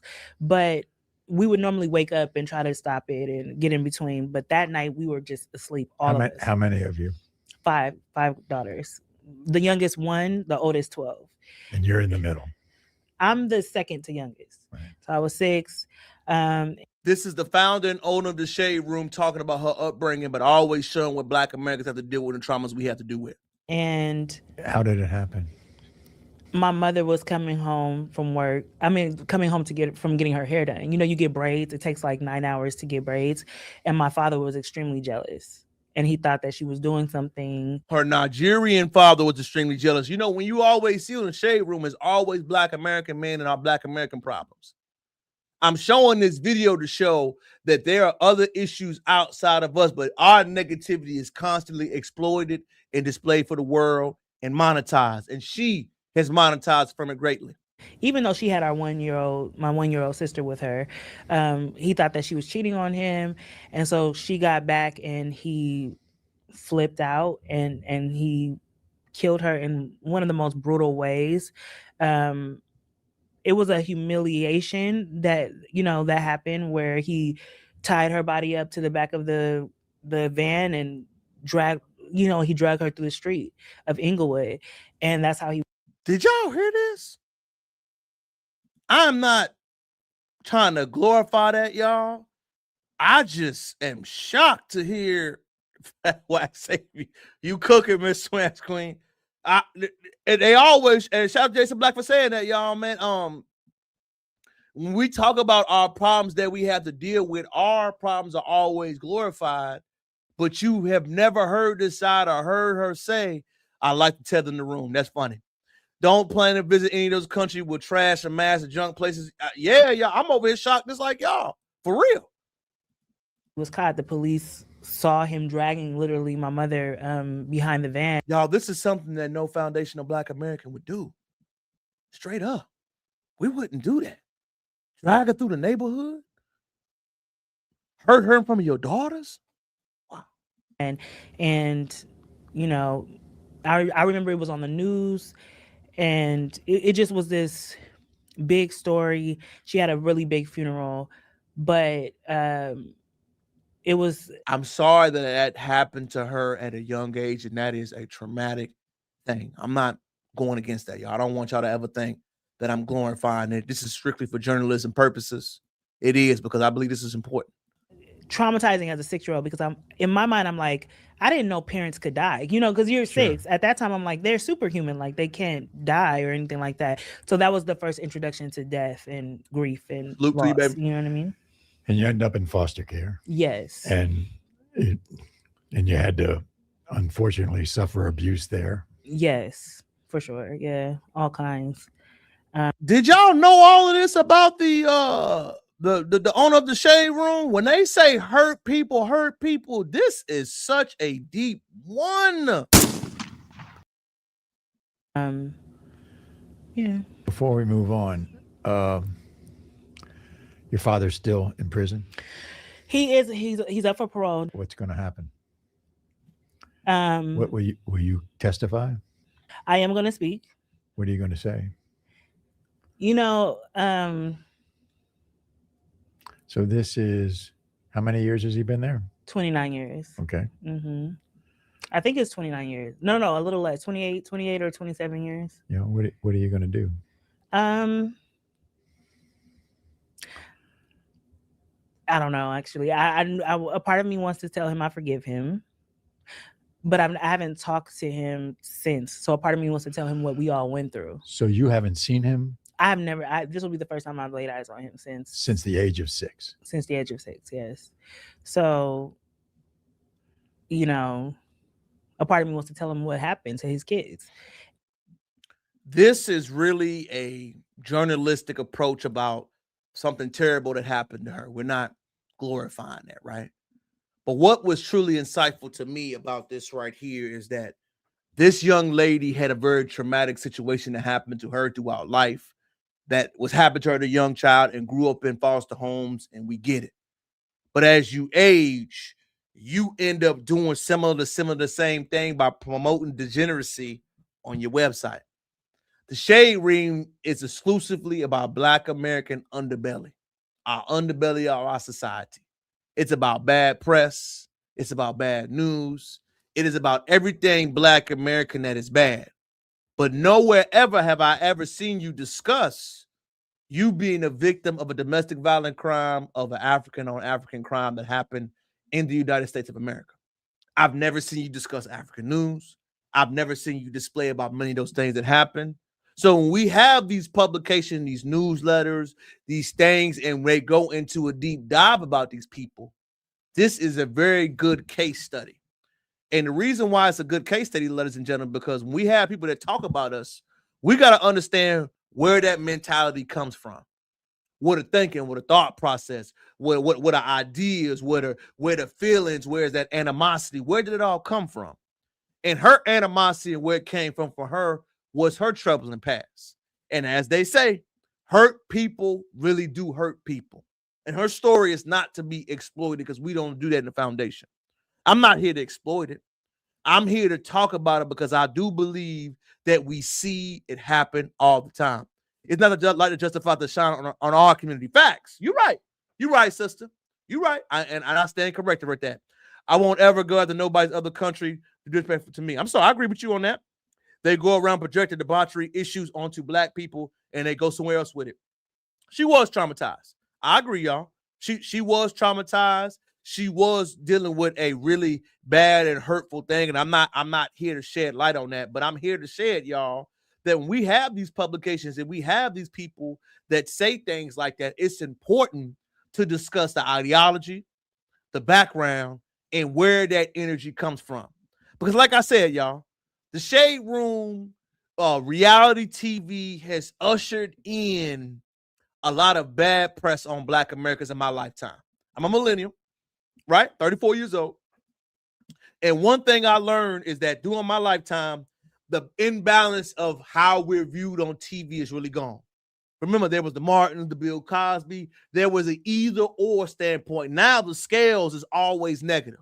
And this comes from media, music, imagery, all of the above. But we know hate sells more. We're not pushing back on that, right? We know that.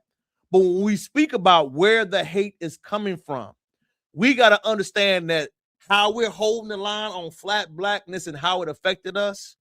This is one of those things we got to talk about. Because remember, everybody is Black when they do something bad. A story out of South Florida. Horrendous story. A Jamaican man was charged fatally with shooting his wife, a local politician in the state of Florida. Why does this matter, King Crosby?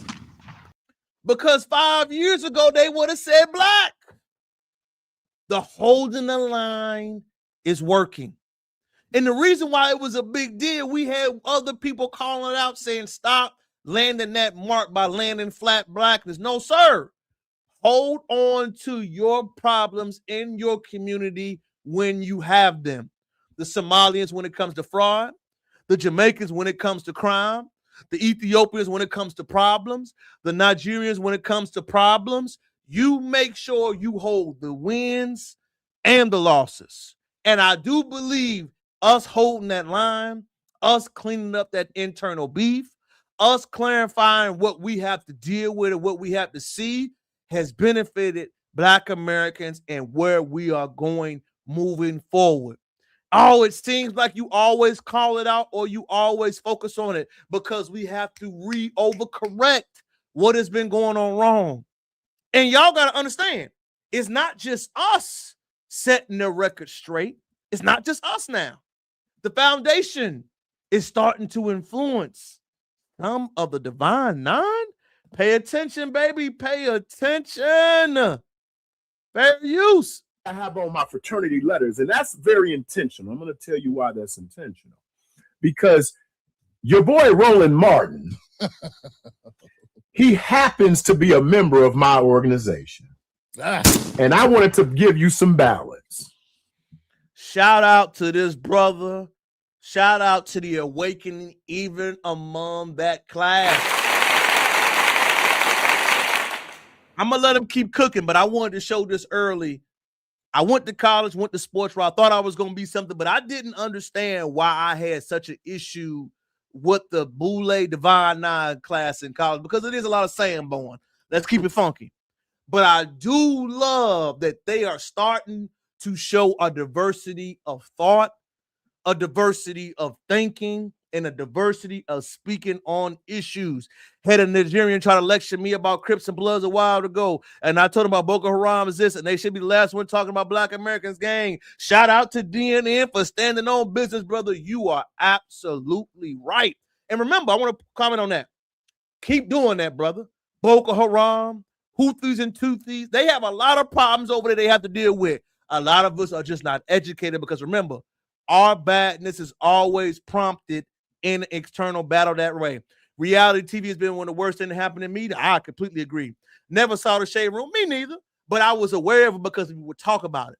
And then once you go back and peel the onion and you begin to know what the Shade Room represents, you begin to understand why it was a problem.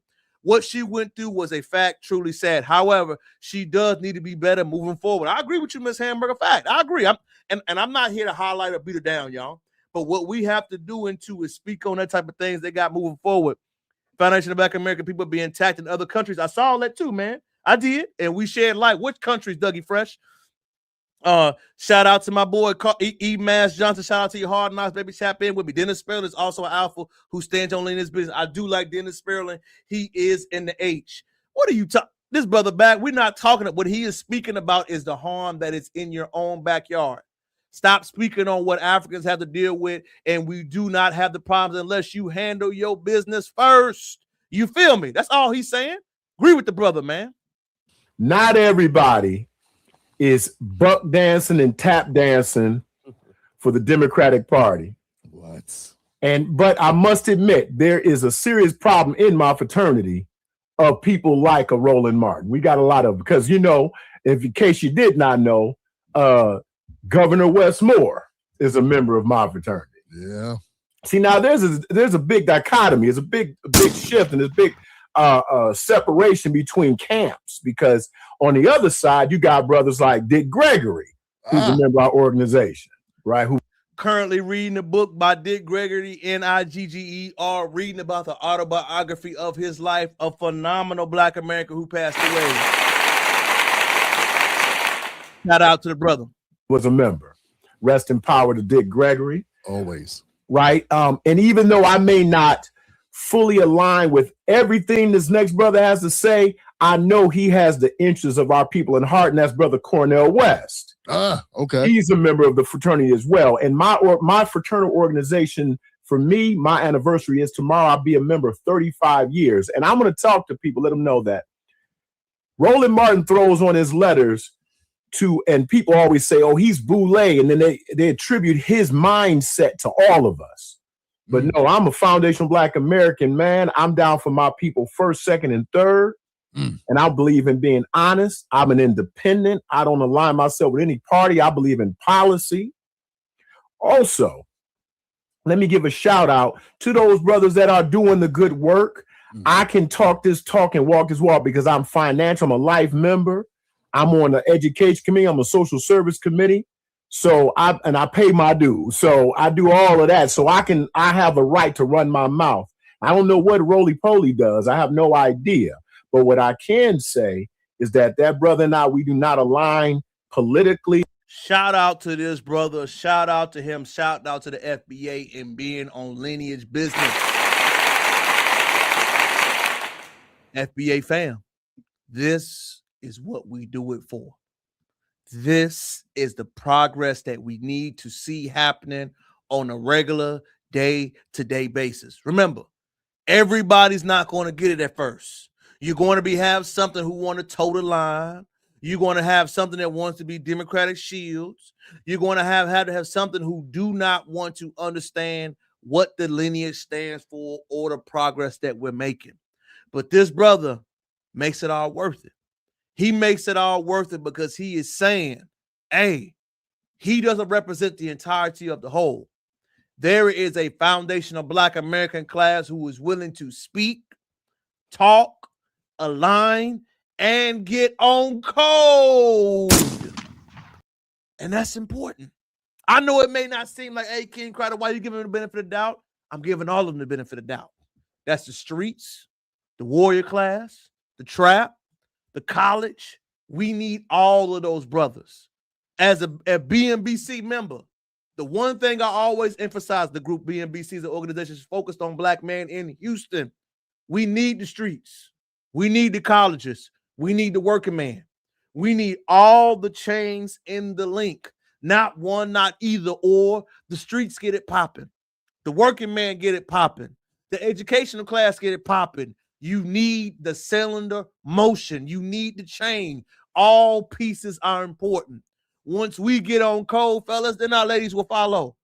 We cannot keep asking if we are not politically, socially, and mentally aligned. We got to check in with each other.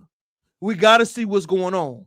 The verbiage, the link codes, the code is what is most important, because right now we are still in the battle. And the battle is not going anywhere. And I love that this brother's seen that progress. I love that this brother has changed his way of thinking and thinking. I love that he has seen a different light to it. We got to remember that we need all of them, y'all. That's the big thing that we keep forgetting. We think like, oh, man, we could do it one class. No, sir.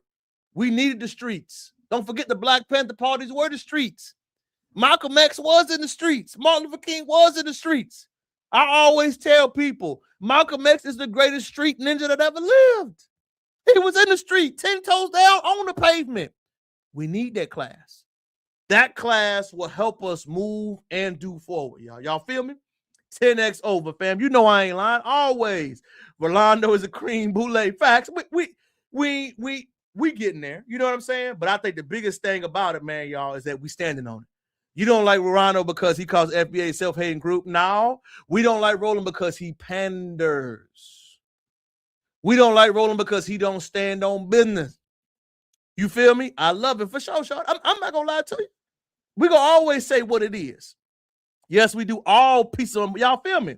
We get it confused like this piece is more important than one piece. No, sir. All pieces are important. We need your energy. We need your effort. We need your voice. We need your sound. It's not an either or thing. We need all pieces. This beautiful sister, I got two more videos I want to show to y'all before we check on out. Share the live. Hype the video. Hype me up. Hype me up. Shout out to the sister. It's okay to abuse foundational Black America. Hype the video. It's being held and talking about expressions of slavery. And you don't even have any Black aldermen there. Now, it's not your fault. It's a testimony of just how sorry and pathetic the Black aldermen are in City Hall, which has allowed you all to do all type of things that you all. What she's speaking about is, look at the representation up there, y'all. How can you have a Black city with Black thoughts and Black idea with no single FBA representation? When we have the political conversation, shout out to my boy Lloyd, man. I want to tap him in, the local Houston, Texas one, man. I know he's really doing good. Love the brother. Is that when we have these representation, y'all, we got to know these local things. Boots got to be on the ground. Voices got to be heard. If you can't make it, somebody else needs to make it on your behalf. And remember, do not be afraid. The line is already drawn. We held the line. Now acknowledge you. Or shouldn't be allowed to do. But the fact of the matter is the fact that you have Africans in here today talking about expressions of slavery. Slavery in America happened to us, Black Americans, not them. In fact, the Africans of today don't even associate themselves with Black Americans. And that is a Fendi fact. Speaking of myself, y'all know I always go on a tangent about me. Coming from a freedom town, a town made from descendants of slaves in Hollins, Virginia, my first time moving to a metropolitan city was the city of D.C. If you did not know, D.C. is Tetherpalooza. That was the first time I met a melanated immigrant who told me, I'm not Black, you're Black. I was disheveled, appalled, shocked. But I learned immediately, and that's what started me on my scholarship journey almost 10 years ago to this day. My first career path, 11 years ago, I'm sorry, it's 2015, 2026, 2015, moving to D.C., moving there, having a melanated immigrant tell me I'm not Black. I heard it. So when we talk about the psychological differences, what she's speaking about, it's real. They don't even associate themselves with us. In their little minds, they think they're superior to us. So for them to come over here and think that they should be getting some type of rights and in the conversation of slavery is a straight up insult. Now, and listen, brother, Mr. Damo, we don't have to like and agree with each other. Difference of opinion does not mean that we don't have to disagree on everything. Academic intellectual discourse is the main point of everything. I appreciate you liking it. And you can dislike the video and we can have an intellectual commentary. I don't run from nothing. I stand on FBA business, baby. I appreciate you saying that. I do. Hey, my Miss Jessica Jackson, I do too. I like different opinions. I like to go live with you one day. If you would like to did on Scoreboard. Look, man, you get up here, tap in, man. Stop trying to change this. Shout out to change something, man. Shout out to it. I saw this dude before. Shout out to you, man. Shout out to Ville. Mom was from Farmville, man. I lived in the 757, brother. That is on the east side. I'm actually from the Holland side. So shout out to your mom, Dukes. I know exactly what Farmville is, man. Shout out to y'all, man. She is real. She is. And they can't, man. Unfortunately, there are people of color who say horrible things about FBA, and we don't give a damn. If you ain't gonna put hands on me, feet on me, we ain't worried about that, brother, at all. Let me let her keep cooking right quick. What you all are trying to do is bring them in on this immigration jump. That's what y'all trying to do. You're trying to bring them in on this immigration jump when you know doggone well the conversation of slavery is not behind Black immigrants of today. It's behind Black Americans. And you all have yet to address that issue. And you, Sanchez, Rodriguez Sanchez, you won't even give me the dignity of talking about the hate crime bill for Black people that I was trying to get going. And shout out to the sister for standing 10 toes down. You're going to have the audacity to try to bring them in here and try to front like you trying to do something for Black people. They're not Black Americans. But we're not going to waste our time in here. The real fight is going to be taking place federally. So whatever y'all think y'all going to do today, just a matter of time, it's going to get undone. Before y'all get real comfortable, don't unpack the clothes because you're going to get sent back. You better check that paperwork because if it ain't right, ICE coming to get y'all too. You know what I love? What she said the most, y'all? I want y'all to catch something. The message is landing. The message is landing. The message is sticking. And most importantly, y'all, the discourse is happening throughout all of this country. It is not about the numbers. It is about the message landing. Remember, this is the first wave of delineation. This is the first wave. We still have Gen Z, Gen Alpha, and so on and so forth. People don't understand it. This is something that will increase over time. The message is just being implemented. Shout out to the Gen X generation for holding it down, undoing what the damn baby boomers did. but the message is going to land stronger.